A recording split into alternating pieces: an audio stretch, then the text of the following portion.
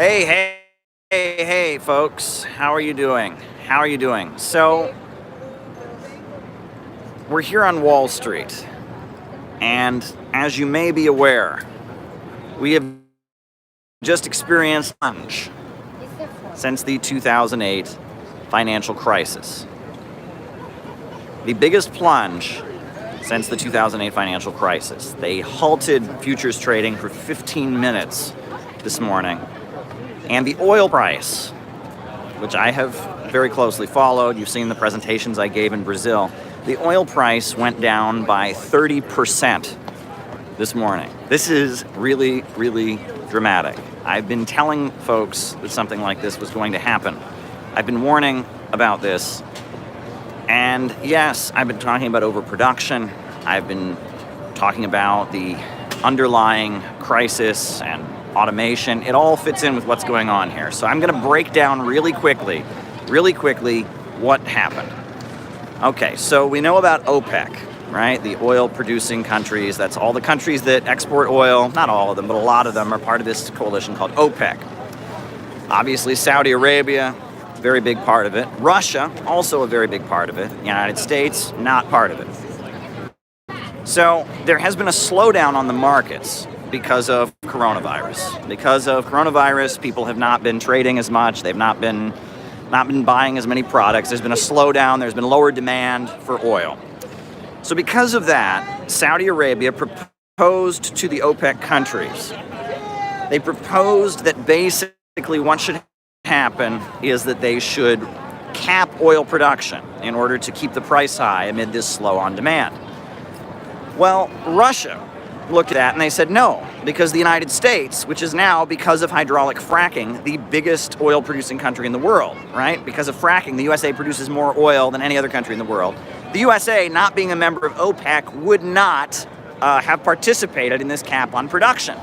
And that would give the USA an unfair advantage. Essentially, the United States would be able to keep selling oil with no production cap, while the other oil-producing countries like Russia and Saudi Arabia and Kuwait and Venezuela and Iran and all of them capped production. Russia wouldn't go along with it, and so the oil prices shot down, right?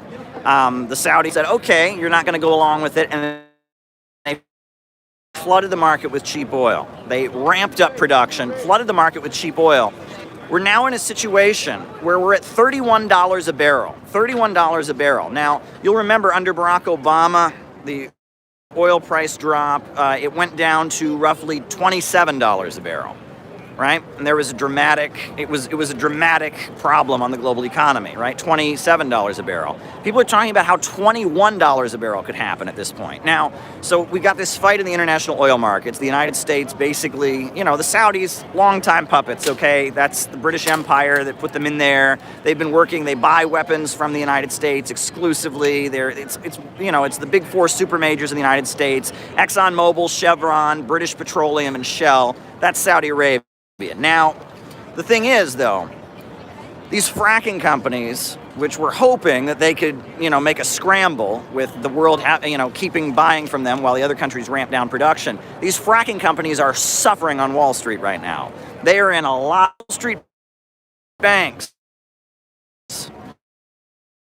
that have been loaning money. So situation, right? Those are the same banks, mind you, that give credit to other parts of the U.S. economy. This could spiral out of control very, very dramatically, right? With these fracking companies, these hydraulic fracking companies, right? We're talking about the Koch brothers. We're talking about like Noble Energy, the fracking cowboys, they called them. Those guys stopped paying back their loans because the oil price just dropped. Pretty soon, banks that loan the money are going under. Pretty soon, lending stops, and we have a huge problem on the global economy. This could spin out of control like you wouldn't believe. This could really get out of control. You can bet that Trump is on the phone. You can bet that they are trying to get this under control, because this could really spin out of control. This is the biggest drop on the stock market we've had since 2008. But what is underlying all of this? What is underlying all of this, right? Demand is down because of coronavirus.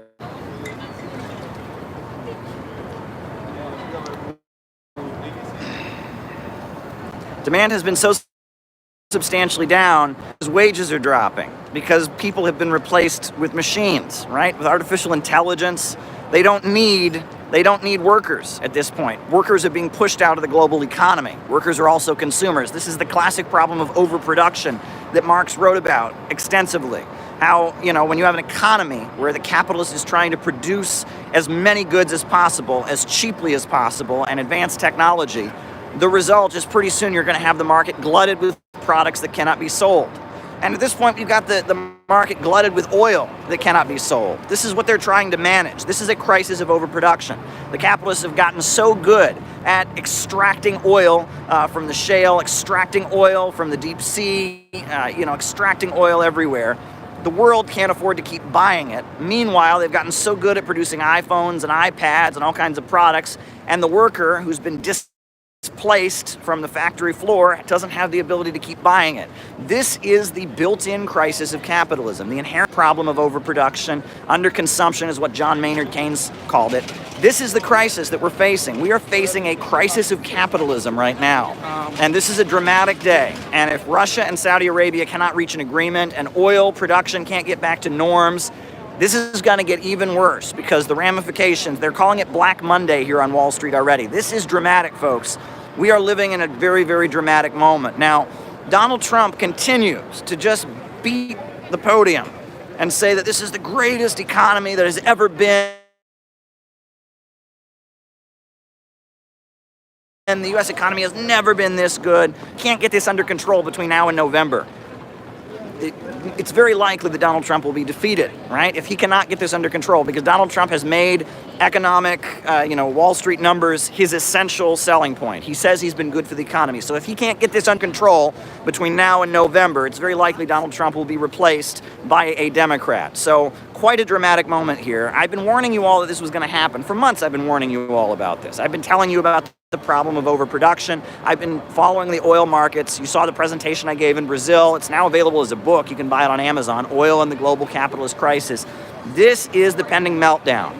The world has got to get off of fossil fuels, folks. We've got to get off of fossil fuels. Fossil fuels are not sustainable. It's bad for the environment, global warming, and fusion energy is what we need. China is moving ahead with fusion energy.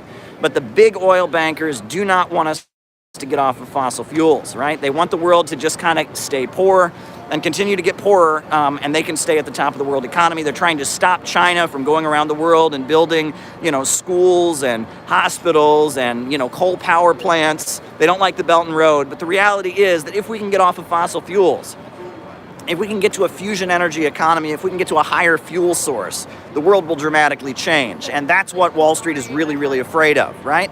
They control the oil markets, they dominate the oil markets, and the world needs to get off of oil. So the world is changing, folks. I can't keep going all day. I got to get other things done. But this is wild. I'm glad I was able to give you an update.